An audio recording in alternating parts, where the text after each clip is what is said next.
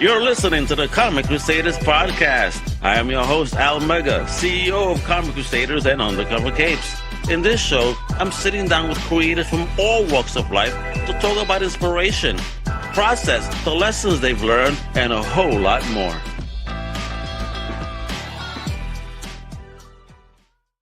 Wepa, what up, me Crusader family? How you doing today? It's Al Mega. Welcome back to a brand new episode.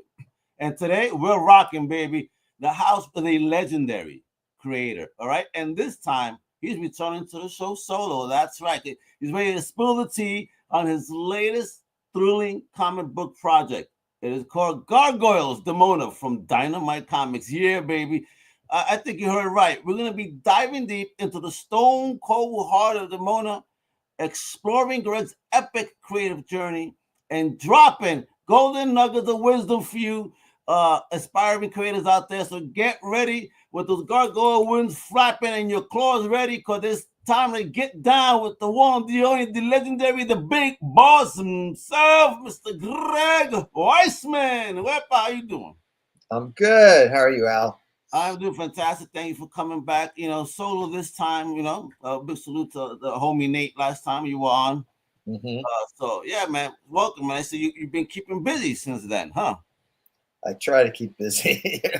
I think it's so. What's been the newest epic obsession you've picked up on since we spoke last? That was about 5 months ago. I don't know. I mean, I just came back from London. My family and I went to London and we saw a bunch of Shakespeare plays, which is right up my alley. We saw Macbeth and Hamlet and Richard II. We saw Christopher Marlowe's Edward II and Dr. Jekyll and Mr. Hyde and Starlight Express, just to throw that in there. So, I'm very into live theater right now.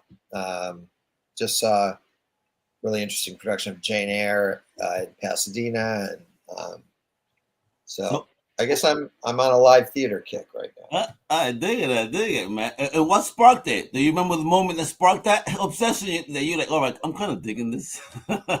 I've always been a big Shakespeare fan. Shakespeare's a big part of Gargoyles and most of the shows that I do. And I'm kind of a Shakespeare fanboy. But I'd never gone with my kids, and my kids are grown up now. I mean, my daughter's 30, my son's 28, but I'd never gone with them to England and seen Shakespeare there. And when they were growing up, there was always some reason.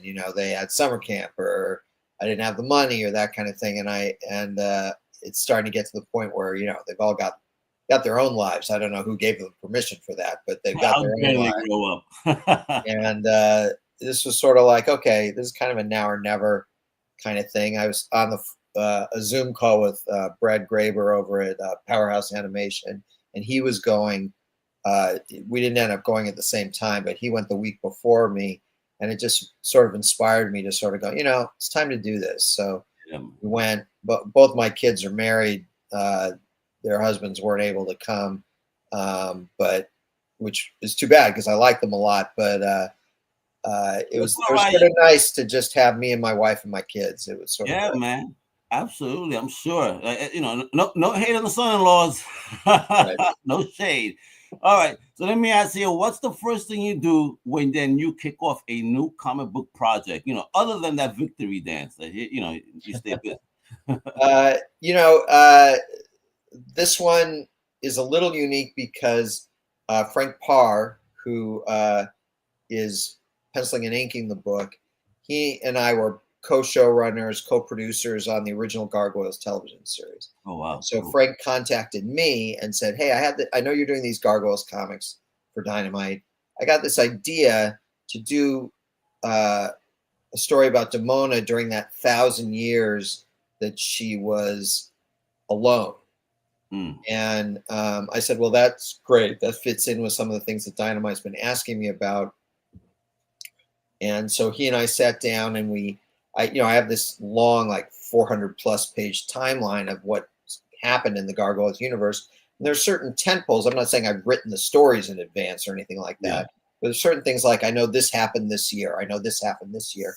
So we talked about what would fit and what wouldn't. and we picked out 5 events in Demona's life across the first 200 years of her 1,000-year journey. Ooh. And because I'm not going to pretend that in 5 issues of comic book I can cover 1,000 years worth of stories. But we picked 5 individual stories, and we pitched that to Dynamite and Disney, and they said yes, which was great. And Eat it up, I'm sure. it came about sort of sitting down and breaking these stories in detail and writing the scripts. And so, and then we found out after the fact, after that had already gotten approved, that Demona was going to be the star of Dynamite's Free Comic Book Day thing. So Demona 0 comes out on Free Comic Book Day. You mean this one right here? That one right there. And that comes out early May. I want to say it's the first Saturday in May. Yeah. And then May 14th, Demona number 1 comes out right after. So Demona 0, that Free Comic Books Day story, set in Gargoyles present, which is 1997. But it sort of tees up what happens in the 5-issue miniseries, which is set in the 11th and 12th and centuries. So, and so, we were working on issue 1, and then suddenly we had to stop because the deadline for issue 0 was even hotter. So we jumped back to 0, did that, went back, finished 1. Now we're working on 2, and we have the stories all set up for 3, 4, and 5. And it's pretty exciting. Every issue is set in a different location, set in a different year, but also has a different mood and feel to it because there are 5 different genre stories. Issue 1 is historical fiction. Issue 2 is sort of a swashbuckling adventure. Issue 3 is horror. Issue 4 is a mystery story. And issue 5 is kind of an elegy. So they've all got, in addition to different locations, they've got different real feels to them, each story. And there's a through line to them, but they are 5 individual stories. And I dig that because Demona is that villain that we love to hate. How do you channel the inner villain when writing her? And do you cackle out loud, or do you just put a sinister grin? Well, I mean, the main thing is that, Demona was voiced in the television series by Marina Sirtis. So I've got Marina's voice, lodged in my head. So I know what she sounds like, the way she talks. And, she's sort of an endlessly fascinating character. She's her own worst enemy. There's a lot of justification for her hatred and that kind of thing, but that doesn't change the fact that she's still a murderous, genocidal villain. And even though wrongs have been done to her, she's never willing to admit her own complicity in the problem, and she can't face that. And so all these things, her positive qualities, her many negative qualities, they all make her sort of endlessly interesting to me, and hopefully to the readership too. All right, so you know what? Just for a moment, let's bring her forward from 97 to now, just for a moment. And if she could roast one real life celebrity on social media, who would she pick, and what would she tweet? Yeah, I'm not going there. She'll have too much fun. That's what I'm talking about. I mean, I'm tempted to roast some of the people I've seen Marina roast, but that's not fair to Marina. So, also, you want the widest possible audience, of course. So I don't want to take out someone's favorite person. It's Demona, it's not you. Anyway, all right. So Gargoyle fans are hardcore, that's for sure. So, what's been like your wildest fan encounter related to this current Gargoyles universe that's being built? I mean, I don't know. God, that's a good question. We had last summer in July in Minneapolis, we were at Convergence and celebrated the 30th anniversary of Gargoyles. 30. And We had Keith David there, the voice of Goliath. We had Tom Adcox there, the voice of Lexington. We had Brigitte Bako there, the voice of Angela. We had Zara Fuzzle there, the voice of Shahrazad. And we just had so many fans come. And some of these fans are fans I've known for 25, 28 years. And then some are brand new. You know, they started watching on Disney Plus when Disney Plus came out, and they started watching the show, or they started picking up the comic books, and then that led them to the show. So you've got people who've been in the fandom for a year. You've got people who've been in the fandom for 3 years, for 5 years, for 10 years, for 20 years, for nearly 30 years. And some of these people I'm close friends with at this point. And others, you know, oh yeah, I remember you. And then others, you know, I'm meeting for the first time. And we did a radio play, a Gargoyles radio play, which is something I made up and wrote 3 days. And so you had the actual handful of the actual actors from the show performing with fans who we cast to play other characters. Oh, cool. And it was a lot of fun. You know, we had a scene where a character takes out a cell phone, and of course, in the '90s, cell phones were about the size of a brick. So, you know, this guy who's playing Antoinette Dracon, he got one of those big, you know, just made of cardboard, but they're the boxes that like a case of Diet Coke or Coca-Cola comes in. You know, Yeah. I forget how many cans it holds, but in any event, like, I don't know, 24 cans or something, 16 cans. And he's holding that up like it's a cell phone, and he's taped a little antenna to it, you know, kind of thing. And it got a huge laugh in the show. And, you know, so we just have a good time with it. And we had a pie making contest and all sorts of fun things. So, yeah, you need to make that national, bro. That'd be fun. All right, so in Gargoyles Demona, right? How are you adding new layers to this iconic character without losing what makes her the ultimate stone cold diva?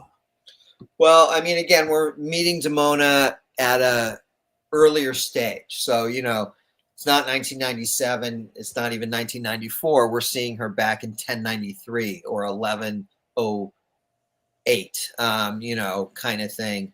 So she's on a pathway. We sort of know what the end result is, but we're still showing her on this path and seeing some of the things that influence her and push her down a certain road. And so you have to extrapolate backwards. We've shown Demona in the Dark Ages miniseries that we did back when she was a teenager and still pretty innocent. And we've shown her all the way to 97, where, you know, she's stealing the clan's eggs and stuff like that. So we've really run the gamut with her. So it's always important to sort of keep a focus on where she is at any given point in the story. And again, for her, this is a story that lasts for, you know, close to 1,100 years. So it's a long arc. And so it's just, the trick is just finding that point in the arc that we're at, knowing that for every step forward for Demona, there's a couple steps backwards. So some of these stories will be depicting a step forward, and some of them will be depicting a step or two backwards. But basically, you're complex enough that it allows for all these things. You're about to keep us in this back and forth. Just when we think has potential, damn it, Mona. Right. Exactly. I dig it. So, what's the secret recipe that you're going to be using here to keep the readers coming in issue after issue? Is it cliffhangers? Is it epic battles, or just an unhealthy dose of caffeine? There's definitely epic battles. There aren't cliffhangers so much because each story is fairly standalone. Bring it back to school. There's a through line to them all. like that. But each story is, 10, 20, 30 years separated from the story that came before. So each story has a beginning, middle, and end to it. And we have a new character that we've introduced, Angelica, who is Demona's foster daughter in essence. And we'll see her progress through this storyline as well. And that is, I think one of the hooks is sort of like, what happened with Angelica? Why have we never heard about her before? What's the deal there? In terms of Demona's long haul, what role does she play in that? And so I think that's a big hook for it. But we also have tremendously epic battles. We have some characters you've seen before in the comics or the TV show showing up, some unexpectedly. And so we're going to have a good time with it.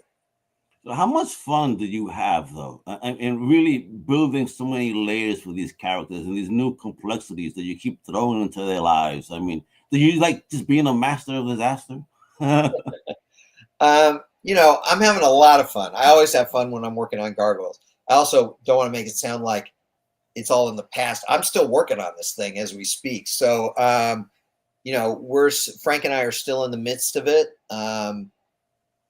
Issue 1, obviously, issue 0, issue 1, those are completely finished. Issue 2 is getting there. And the other issues we've sort of blocked out, but we haven't really gotten started on yet. But it's,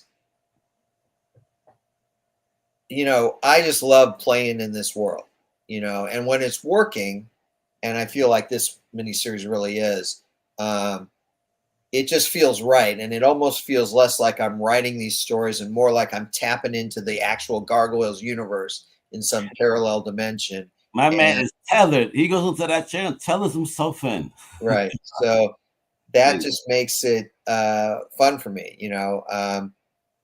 When we click on something, it just feels so right that all the pieces seem to fit as if there was there is a master plan. I've got a master plan, but sometimes the way the little details fit together catches me by surprise. Like, oh my God, this is perfect. This is exactly, this is like that missing puzzle piece that I didn't know I was missing. Yeah, you come out like Urkel sometimes. Did I do that? Oh shit! Wait a minute.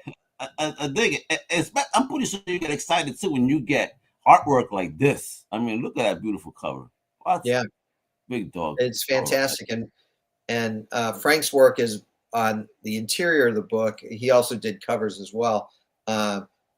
Is just gorgeous, and it's colored by Robbie Bavard, who colored a bunch of the SLG books for us back in 2008, 2009. And Robbie's coloring is fantastic. He's also there's one of Frank's covers. And Robbie is a huge fan of the show, in addition to being a terrific colorist. So, there are details about the coloring that he knows better than I do. And so having Frank and Robbie and I together feels like getting the band back together a little bit. And, with Jeff on lettering and Nate editing, it's kind of a dream team there. We're really happy to have this group working on Demona together. Awesome. I mean, great cover. Oh, man. And look at this. This is insane right here. Love this. Yeah. Love this cover. And Frank designed this new costume for Demona, this new armored look that she has, which, of course, will now become the old look because from back in the 11th century. So. Yeah, man. I mean, look at this. What? I'm running. Yeah. If this is how she looked, if she were real, oh my effing God, there ain't no way, bro. I'm staying home for the rest of my life. Everything Uber, everything, please. I don't know if that lady's out there. She's crazy. She look crazy. Now, if you could hang out with Demona right here, in this instance, you're chilling at a bar, she taps you on your shoulder, you look up, and this is what you see, right? What would you try to ask her? What's the first thing you would ask her? I would ask her if she could meet me later during the day when she's human and less likely to eviscerate me. Like for the love of God, can for my safety. And do you have like a soundtrack in mind when you are like creating and diving deep into the I Gargoyles? do, like as with the voices, Carl Johnson's music is so part of what Gargoyles is that at least in my head, I'm hearing Carl's score playing in the background. I'm hearing Marina's voice. I'm casting mentally new characters in there so that I've got voices to play off Marina's. It's all this movie going on in my head all the time because I'm a visual thinker. I can't draw worth a damn. I can't make a decent stick figure, but I can think it. And we've always sort of striven on the book to sort of write it like, in such a way that it really brings to life memories of the old animated series. And so I keep all that stuff running like film clips in my head. I dig that. All right. Are there any like hidden Easter eggs within the books that maybe fans should be looking for, being attentive? I mean, tons, literally tons. I don't want to say literally one on every page, but it's close to that. And there's all sorts of callbacks and call forwards, and again, that's what I mean. One of the things that's great about Gargoyles is that, when it's working, it all seems to click together, and little things that you had in mind, you can fit little hints of them here, Easter eggs, whatever you want to call them. And they'll have resonance for our readers and our, the show's viewers that go back for them to old episodes, other issues, and also are hints of things that are coming down the road. Oh man, the master of the tease over here, my man Tito. Is gonna kill the game, folks. You hear? You gotta pick up this book at your favorite local comic shop. All right, May 14th. So go ASAP. Give them a buzz. Some of them are still open right now. We play no games. Give them a buzz. I need this in my pull list today. It's from Dynamite Comics. You can check out everything Dynamite Entertainment with dynamite.com. All right. So all right. So comic crossovers are all the rage. Now, if you could do an insane crossover with any character ever, and Demona, using Demona from your universe, who would you want her to cross over with? It's tempting to say Magneto. I think there's a little bit of Magneto in Demona's DNA. And I think that they're have certain goals that would match up, mesh nicely, and other goals that would absolutely smash into each other. So I think that with Demona specifically, that would be really tempting, to try and see what would happen if these two kind of elemental forces came together. And would they wind up killing each other? I guess I'll put it so because Magneto will be playing around, son. I mean, and neither do Demona though. So it'll be. I might give Demona the edge here. You know what I mean? Well, Demona has one big edge. She's immortal. There's only one man who can kill her, which is Macbeth. So there's nothing Magneto can do to win that battle in an ultimate sense. He can, he can take her down, but he can't take her out. There you go. So on the other hand, he's got a lot of inherent power, and Demona at the end of the day is still just a badass warrior, but she doesn't have any kind of supernatural powers or anything like that.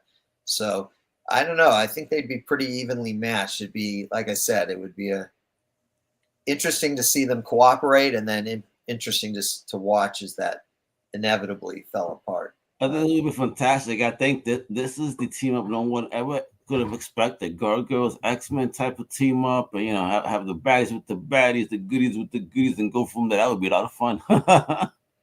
All right, So okay, let's go. So you've been deep in the comic trenches now for a while, right? What's the most valuable piece of advice you've learned from your own career misadventures? I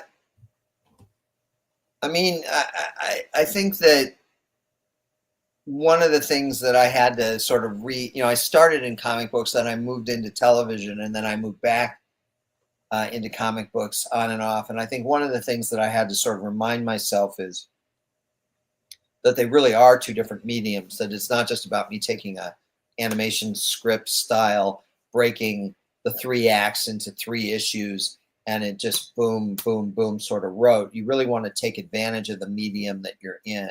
And there are things you can do in a comic book that you can't really do in a television episode, and vice versa. And so that's part of it. I mean, again, I think we talked about this last time I was on. For me, it's about breaking the story down on a lot of index cards and moving those index cards around until I've got everything in just the right order.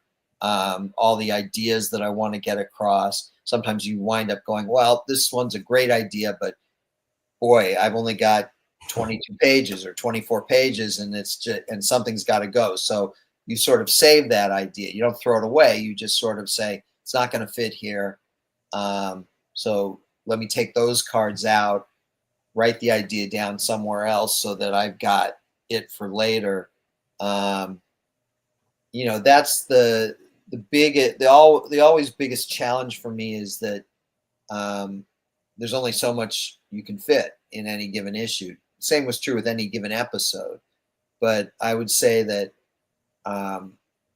one comic issue is about the equivalent of, one television episode is about the equivalent of 3 issues of a comic, from a density standpoint, from a length standpoint. So part of the challenge is always like, what fits with this story? What can be lost from it?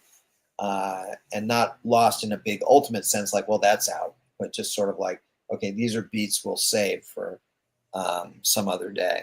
A rainy day. Yeah. All right. So, time travel question here. Okay. If young Greg could meet current Greg, what single tip about storytelling would you drop your younger self? Okay. Well, so my laws of time travel is that I'd have to do that somehow through osmosis, because I don't remember meeting my older self. So, and you can't change history. But if I went back, I think, I talk about in the early days just being a little less determined to be stubborn. It's not that I'm any less stubborn than I was, just I don't have to be stubborn in people's faces quite so much. I can be a little more open-minded, at least on the surface. At the end of the day, you do what you need to do, but you don't have to present this face like everything is a fight. Yeah. I think my younger self was more inclined, was always ready to do battle. And sometimes I was ready to do battle when there was no battle to be done, Aggressive for no reason at all. Right. Yeah. So I think I've,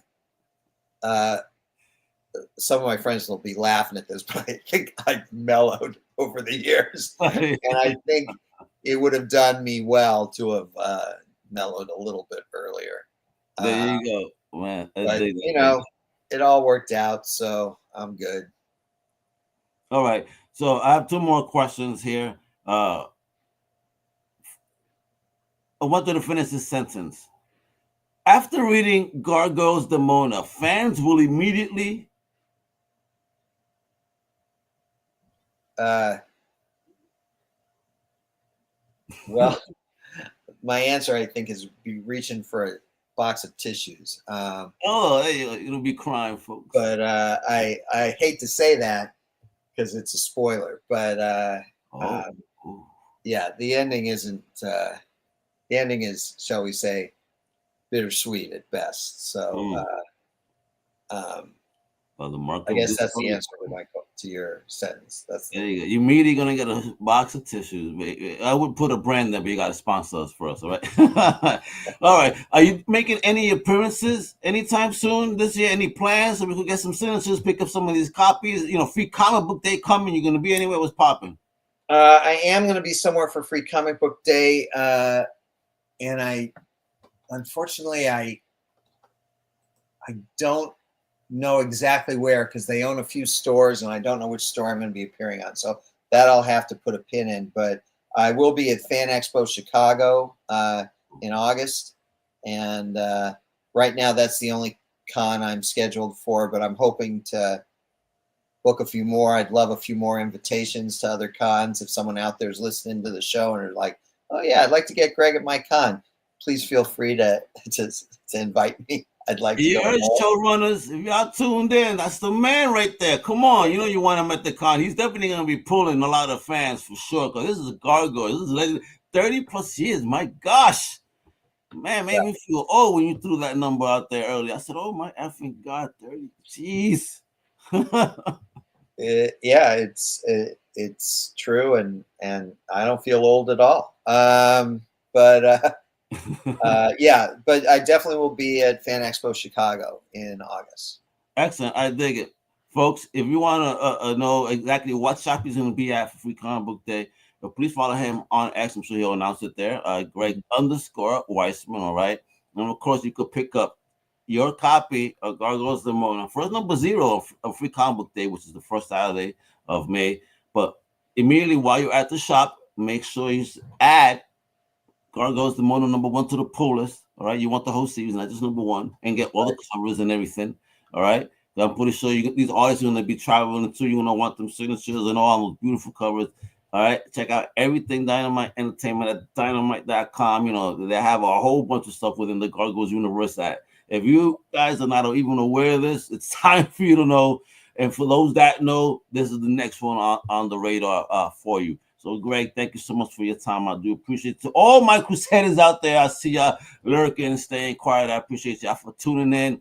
You know what it is. We're dropping shows every week. I'm Al Mega with the legendary Greg Weisman. This is the Comic Crusaders Podcast. Hasta la próxima, mi gente. Much love. Wepa! Thank you for listening to the Comic Crusaders Podcast. If you like the content, please subscribe and turn on notifications. Also, please visit ComicCrusaders.com and our extended podcast family over at UndercoverCapes.com. And also, make sure to download the Comic Crusaders app on the Google Play Store today.